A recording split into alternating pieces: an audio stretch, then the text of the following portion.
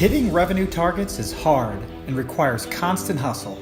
Last quarter's success is already forgotten. Learn the mindset and tactics of today's most successful revenue producers in B2B marketing and sales.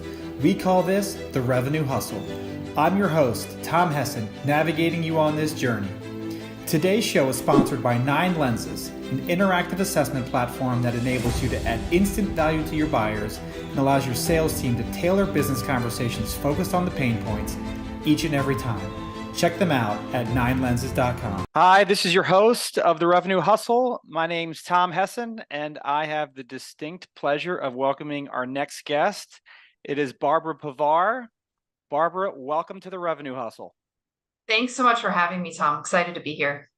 Yes, thank you so much for your time. I'm really excited about this conversation. So, Barbara, you are the VP of Sales and go-to-market lead for the U.S. Northeast at Avanade. Why don't you give us a little introduction to you and what you're up to? Avanade is a Accenture-owned company. We support the Microsoft ecosystem and sell across the Microsoft ecosystem. Prior to joining Avanade, I was at a Series D startup where I led North America sales. Before that, I spent 5 years at Amazon, leading various sales teams. I started my career in sales at Bloomberg and had 5.5 wonderful years there, growing up in sales and where I first became a sales leader. Before that, I spent 9 years working in politics. I'm based in New York. I'm from Florida, and one of my passions is developing teams as well as selling, and how selling can not only grow someone's career, but help transform businesses with the solutions that we provide. So happy to have this discussion today. Wonderful. Yeah, I'm very excited about the topic. So you know how we do this. We have revenue rules on the Revenue Hustle. So why don't you go ahead and give us your first revenue rule? My first revenue rule is to successfully transition from a sales rep to a manager, you need to have a business mindset. Tell us more about that. I consistently hear from sales leaders, and they're leaders because they are leading their clients, they're leading their solutioning teams and solution architects and engineers on a pursuit. So they are leaders in their own right. And they have a passion for replicating what they're doing with other sellers, whether it be sellers who are new to sales or sellers who are earlier in their career, but they have this curiosity about leadership. And one thing that I had to learn as I transitioned from being a seller to a sales manager is having a business mindset. And what that means is that I'm not only solving for my business, I'm not only solving for my client, I have to now consider the business as a whole and consider also not only what's good for my team, but what is good for the business.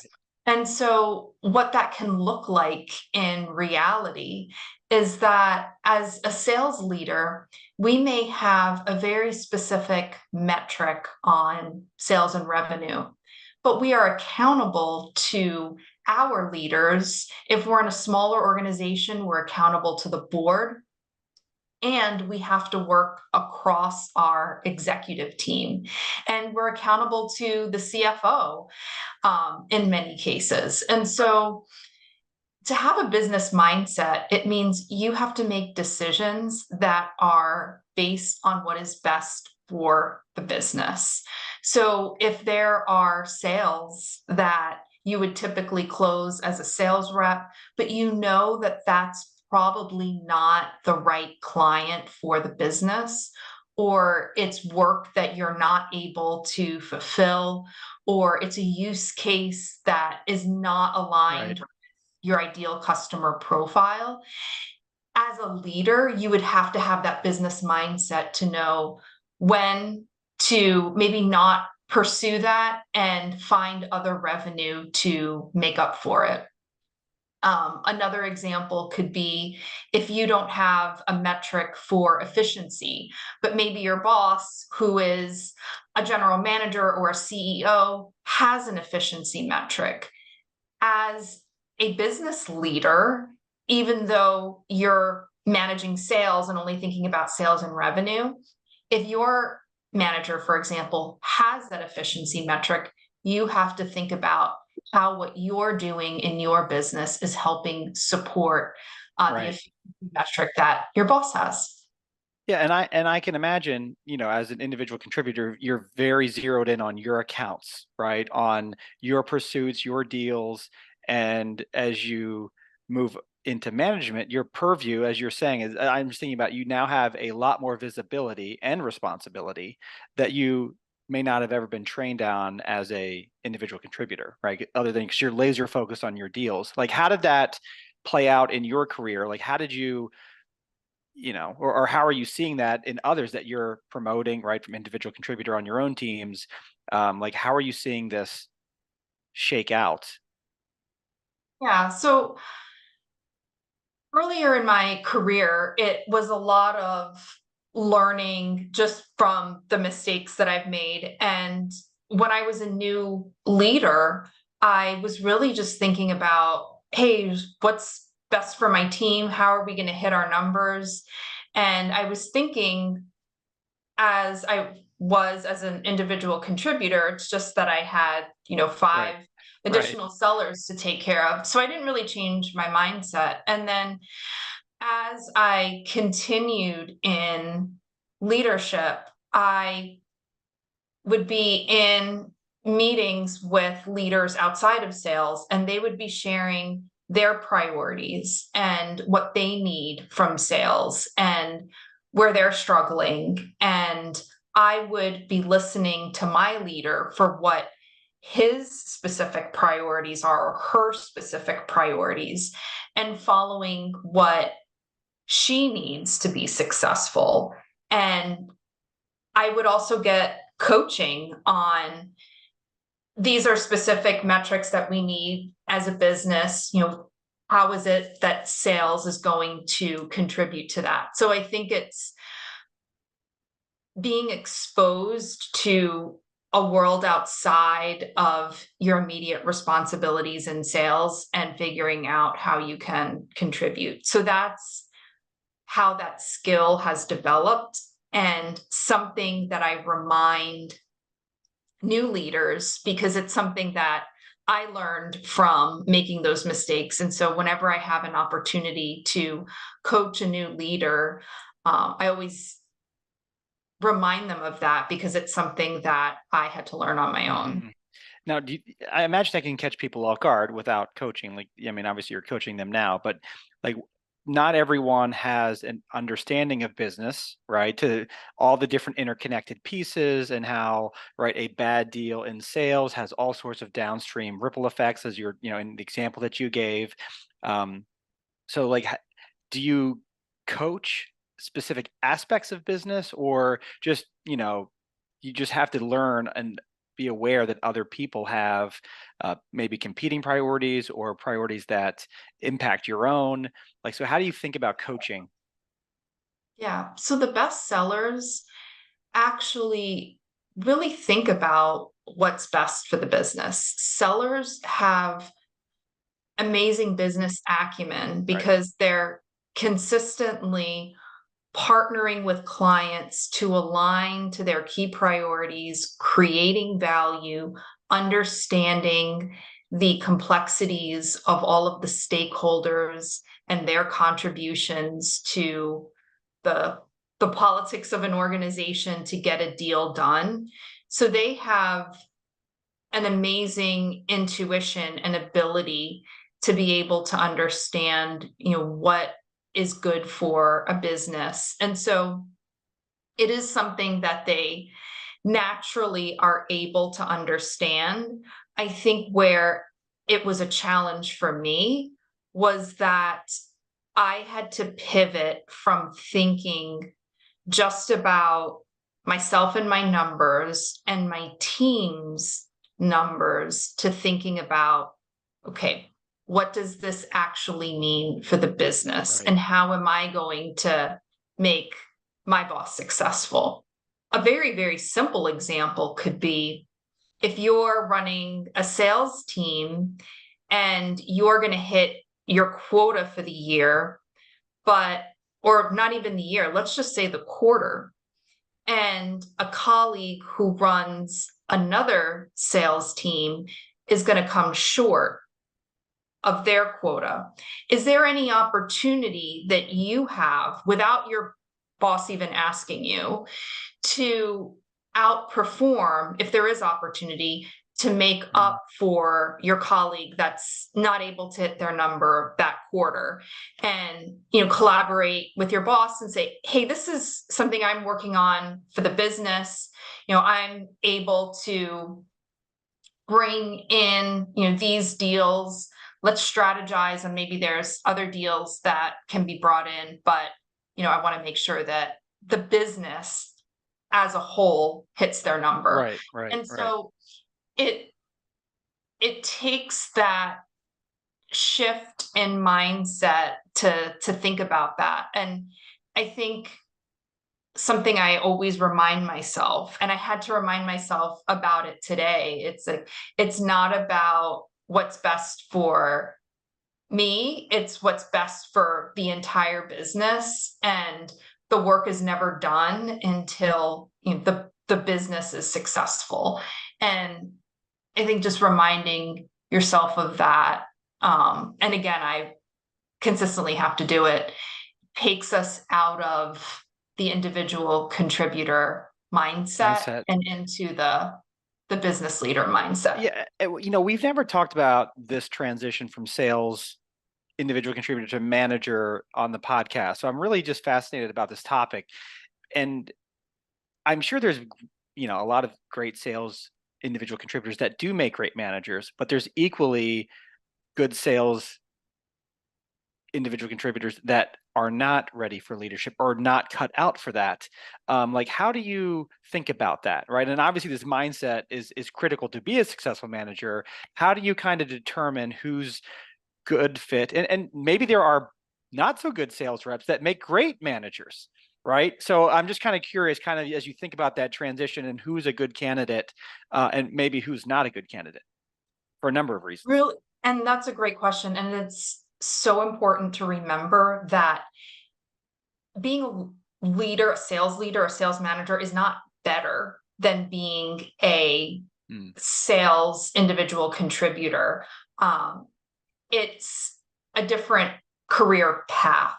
Why I say that is every business, if a business wants to be successful, they need very talented, consultative producers, people who are consistently year over year going to perform and be able to take very complex problems, be able to sit with a C-level executive and whiteboard an idea and take that into a $30 million opportunity to close.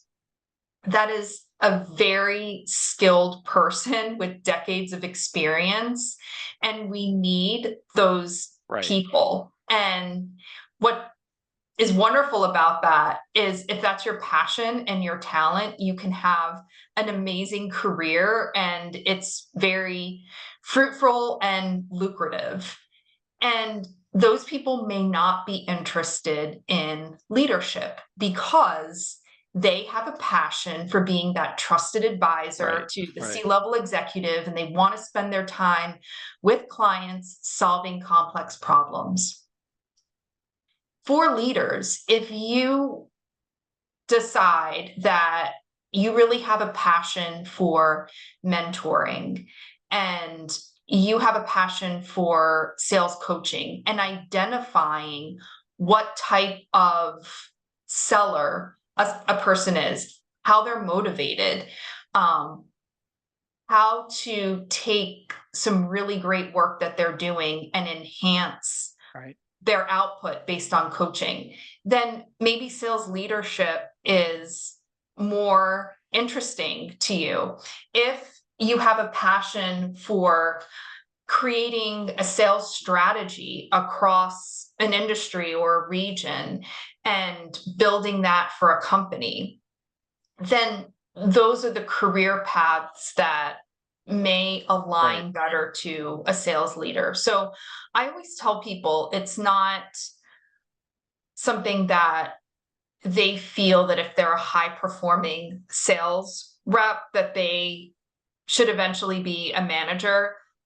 Absolutely not. I think there's such an importance and a need to continue in selling and building that skill set if that's something that you're passionate about. And the other thing that I would say that I think people have to remember when they move into sales management that's not always clear is that as a sales leader, a manager, you may not be getting all of the benefits of being an individual contributor in sales. What that means is that your schedule is not going to always be your own. Right. There are times where people on your team are going to tell you, hey, I need you to be in Boston for this client QBR, or they are closing a huge deal and they're earning a huge commission on it. And the sales manager is always going to get a smaller percentage of it, and rightfully so, because you always want to pay your sales reps the best because they are they're the ones putting all the output, taking the risk, and that's a transition for some people to think about. So it's definitely a different career path and something that you can test out just by where you find your passion, if it's in that strategy with clients or if it's really in, coaching and building strategies. You'll get a Right. sense for where you're leaning. Well, I know, I mean, sales is stressful, right? I mean, Yeah. it's absolutely stressful just because, it's a career that, that are measured like few are, right, in terms of performance. And, I'm curious your perspective on kind of the pressure or stress as a manager versus an individual rep, because you have expectations on you, in both jobs. Maybe you have more control per se over your own number of calls and outreaches as an individual contributor, and you have less direct control. But I'm curious, just kind of your thoughts on the stresses of both jobs, and maybe as a manager, where do you go, right, to deal with that versus where if you're an individual contributor, you go to your manager, but where does the manager go, right? So I'm just kind of curious your thoughts on the pressure of each role and kind of you deal with that. That's such a great question because it is a very different stressor. And when I was an individual contributor, I had no idea of the stresses that my manager had. I didn't have, and it's great that I didn't have visibility into Right. that. And I had the opportunity to focus on delivering. And so what I found as being an individual contributor, the stress is in delivering results. And I'm someone that always wanted to outperform, always wanted to be at the top of the leaderboard. And best was what I wanted to achieve. And so a lot of the pressure was put on myself. Right. Then when I became a manager, the stressors looked different because you're privy to so many other aspects of the business that are important that maybe affect your business. And that puts a lot of stress on the manager. And of course, you can't express that to your team. Right. And so where I've found solace is in my colleagues who are also leading large sales organization for different regions. That's been really helpful. I'm a member of Chief, and that's an organization of executive women. And I've made many great friends Mm, through that organization. And that's been helpful to help bounce ideas off each other or hang out, right, after right. a tough day. And then also, I've benefited from having a great executive coach that I've worked with over the Mm, years. Um, and this coach, Sharon Weinreb, she's been a great coach to me over the years and has helped me compartmentalize my stressors and how to take aspects of my role that are stressful and turn them into something positive. So how am I going to change my mindset away right. from this instance being stressful and make it into something fun that I can put a plan together for how I'm going to achieve it, which will help mitigate the risk and the stress. Yeah, So I use all of those avenues, but I think also sales managers, if you're successful in your role, or if you really have that passion for delivering and sales leadership, you're probably going to have that personality where you're putting pressure on yourself. And especially with women leaders, I know I do, a lot of times suffer from imposter syndrome. So a lot of the pressure is what we put on ourselves. And there are times when, for example, I'm committing a forecast and I'm really happy about the forecast that I'm committing. And then I'm immediately like, oh my gosh, now is the right, time that sure. I have Yeah, to deliver on that. And right, I right. consume a lot of my brain power on that. So that's why it's always helpful um, to put that plan in place with, okay, this is what I can control, and this is how I'm going to support my team in delivering. And that's where my coach has been really helpful in helping me deliver that. Yeah, and I hadn't thought that, ask you that until kind of on the fly, but and that's a whole different level of, um, you do have broader responsibilities as a manager, and usually, that brings on more, stress just as a result of having a wider, um, a bigger number to hit, more people to manage, right? There's more things on fire, right? It's not just one thing. It's just not that one or two deals as an individual contributor. It's, there's a lot of different things. So, stress levels, I've certainly learned to manage them over time. You kind of have to live it sometimes to, um, like when I took this CEO job, I've been a number two a couple of times, but being the CEO and the number two are wildly different, like, at least according to my body and how it managed stress. And so, but I never knew that until, you're in the seat, so to speak.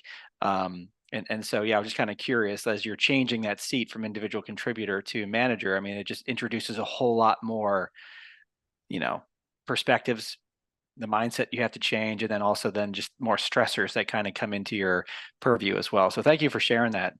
Yeah, and I went to an event last night, Women Leaders in Data and AI, and someone said, the more senior you move in an organization, the lonelier it is. And that's something to remember for sales people that become leaders, is that in Yep. sales, there's so much camaraderie. And a lot of times I miss that camaraderie because my colleagues now are all around the country and around the world. Right. And Right. so you don't always have that. And I'm the only sales leader in my role because I'm leading a region. Region. And Right. so you don't have that same camaraderie and that benefit of people inviting you to go out for drinks and being able to commiserate is not as easy as senior as you get. That's why those outlets to me are really Yeah. No, important. that's a great dot to connect there. You're absolutely right. Um, no, that was great discussion. Thank you for sharing all of that. Um, so let's transition to your second revenue rule. Second revenue rule is to be successful in closing a deal, you have to align to the business priority. Certainly helps. Tell us more about that. It's very easy to, especially if you're selling a technology, to align to what the customer is requesting or selling the benefits of the technology and the problems that your technology are going to solve. And there's so much overload now of information and ways to solve any number of problems in a business and ways to become more efficient. And it just becomes a lot of noise.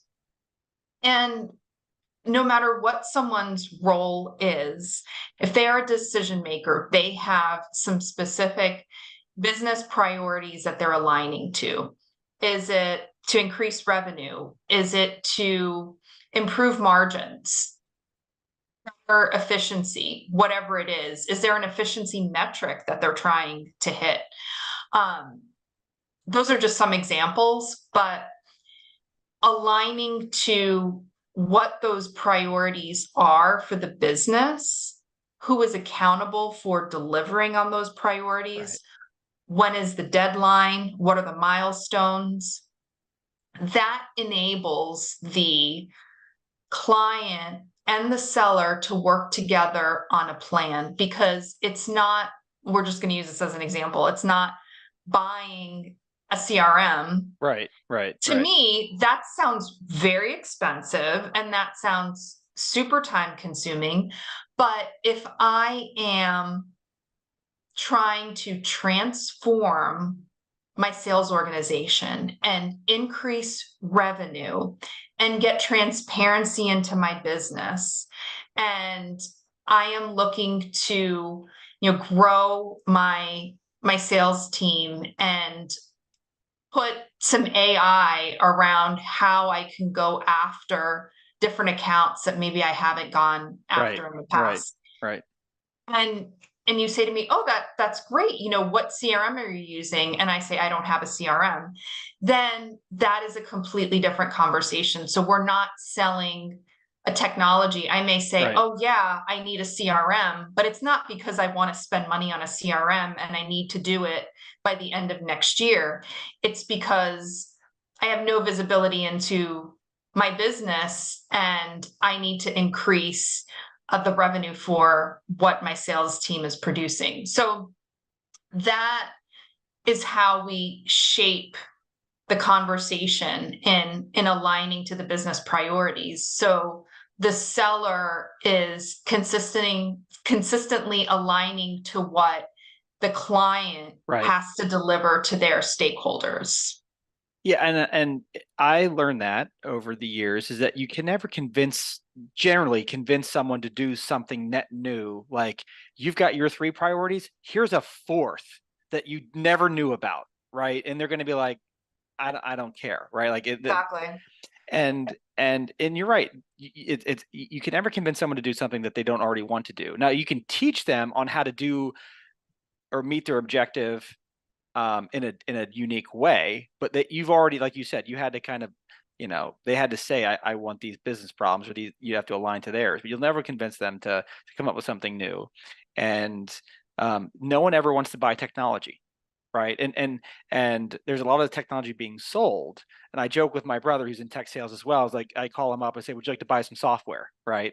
And but that never happens. Nobody wants to buy software, right? Nobody cares about the technology. And rarely does anyone call up in your example, hey, I'd like to buy a CRM today, right? Like, that just doesn't happen.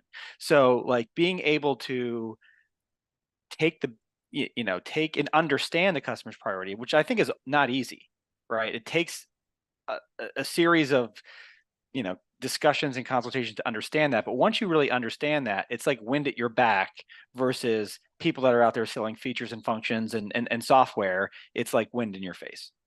Exactly. And it is challenging to find that, because yes, we can listen to earnings calls and look at the 10K and the website. But if we are selling to a VP or C-level executive, there's probably 20 different stakeholders that are going to be contributing to that decision. And how do the business priorities that are defined by the company, how does that translate to the individual stakeholders that are in on that decision? How do those each individual stakeholders contribute to that business success, and how can they individually solve that business problem? And that is something that sellers have to align to, because now more than ever, there's many more stakeholders with different priorities, and we have to align to each of them and get each of them bought in on Right. how our solution is going to help solve their individual contribution to the business. Yeah. And how have you been able to get to understanding those priorities? Because again, it's not something that executives just, drop in a first call. I mean, sometimes if the problem's big enough, but it takes trust just to get into those conversations. Like, I'm just kind of curious, like how you have done it personally or how you coach your team, like just to get into those discussions so you have the opportunity to whiteboard, because I mean, once you're there, I mean, that's fantastic, right? Like you're co-creating with your customer. They may not even know how to solve the problem, but you guys are working together. So I'm just curious, like, how do you get to that conversation? So a lot of times it is, and it's similar to the challenger sale, what we learn about how to take what we've learned from the industry and how we've been solving problems and educating the client on something new that they may not have learned before, and getting them to understand, oh, I'm missing out and I don't have insight into that data, or I'm not able to solve that problem as well as my competitor, and wanting to learn more and be educated. Because I find that senior executives, they're not going to share, like sit there in a meeting and share what their priorities are. Right. They want every interaction to have value to them. And so anytime you're meeting with a senior leader, it's what is a value that I can teach the senior leader. It could be a use case that worked really well on their competitor, and now their competitor is seeing better customer engagement Right. metrics or whatever it is, Right. and wanting that C-level executive to learn more about it. Um, Other ways is, once you've built that trust in a small way with the client, understanding how they measure their team. How is the team evaluated? How is your client evaluated? How are their stakeholders evaluated? What are the key metrics that his or her or their boss is metriced on? And then understanding what are the milestones and progress towards achievement of those metrics. And that gives a lot of insight into, are they Right. prioritizing Right. the Right. right things? And so if someone says, oh, I'm metriced on net income, for example, but they haven't achieved that metric in the last 3 years, then that could be an opportunity to dig deeper. Or it could be, maybe that's not a really important metric for that person or for the business, and maybe there's something else that we need to look at. Yeah. And so finding those details on how they're measuring themselves, their business, how they deliver results, gives a lot of insight Right. into what their priorities are. Yeah. And it's amazing as a seller when you can tap into like a hair on fire, as I like to call it, hair on fire kind of moment where for whatever reason, like something just shoots, in terms of priority to the top, right? And now maybe it's their boss or the boss's boss or the CEO, like something happened and now everything's moving at light speed, right? And you try to capture that. That's not as um, easy as it sounds. But I mean, I think have you had moments like that where, all of a sudden just, um, you may have been pursuing a deal and it's been kind of going slow, but then all of a sudden something happened in the business and that put you and your solution like in the spotlight. And then now it just gets like the deal gets done, um, just because the winds had changed. Yeah, I'm trying to think back, and I had a couple of deals that were like that. And I think when that happens, it is because you have to align to the right stakeholders and then also have the right champions as Right. well. And being aligned to the decision maker, and also the particular deals that I'm talking about, it was also aligning to their competitors, and their competitors were already using the tool or using the data and already leveraging it. And so it's an opportunity to share with the client, hey, this is what they have access to. This is how they're using our tool. These are some metrics and results that they've seen as a result of using the tool. And it sparks that intrigue and that competitive drive. And that's when I've seen deals turn the tide. I gotcha. Yeah. I had a recent situation where like the financials, like the company's sales had turned, and they were starting to miss some of their goals, and that just lit a fire in a whole new way. And so, to my benefit, but um, I just hadn't seen that coming, right? And then I've had plenty of deals where I was at the goal line and then something else happened, and the deal, a company got acquired. I'm like, oh gosh, right? And then everything gets put on pause. So that's just all part of sales. But well, thanks for sharing those stories.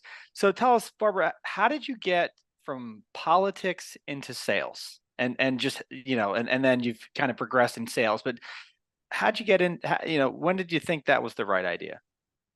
I loved working in politics, but I wanted to do something that was more results driven.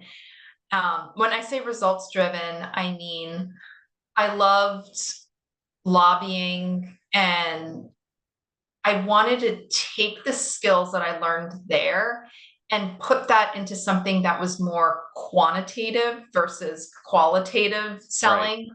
And I wanted something that I could do anywhere in the world, and something that I wasn't confined to living in DC if I ever chose to not be in DC anymore. And I decided I wanted to be in New York.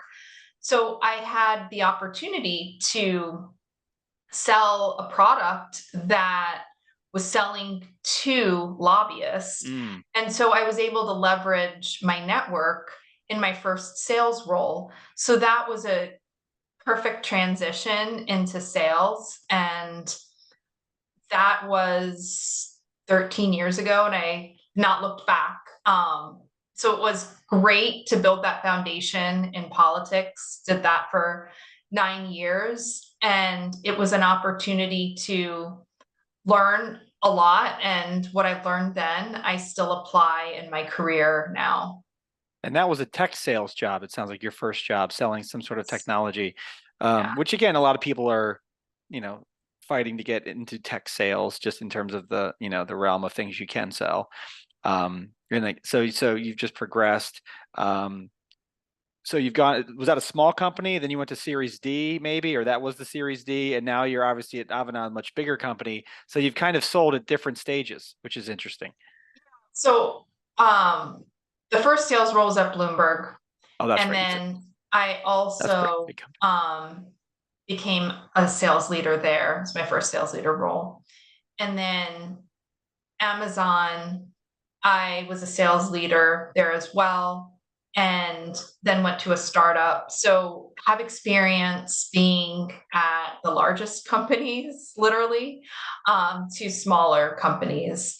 And I'm really happy with what I'm doing at Avanade, growing the sales community and also growing our presence in the market. It's really rewarding to see the team and how passionate they are about how the Microsoft ecosystem can transform businesses. And it's really exciting now with the climate of businesses wanting to leverage generative I AI knew you were to going to say that. Yeah. transform their business and how it's going to make them more efficient and help their employees. And so I'm really looking forward to that. And also just help them get closer to their customers and create better customer experiences. So really passionate about that and looking forward to the future. Fantastic. Well, thanks for coming on to the Revenue Hustle. Where For can we having follow me. you online? Please follow me on LinkedIn. I look forward to connecting with all of you. Awesome. Well, thanks again, Barbara. Thanks for coming on the show, and Tom. let's do it again soon. Definitely. Thanks for having me. Thank you for tuning in to The Revenue Hustle. This episode has been brought to you by 9 Lenses. Close more deals with interactive assessments. Check them out at 9lenses.com. See you next time.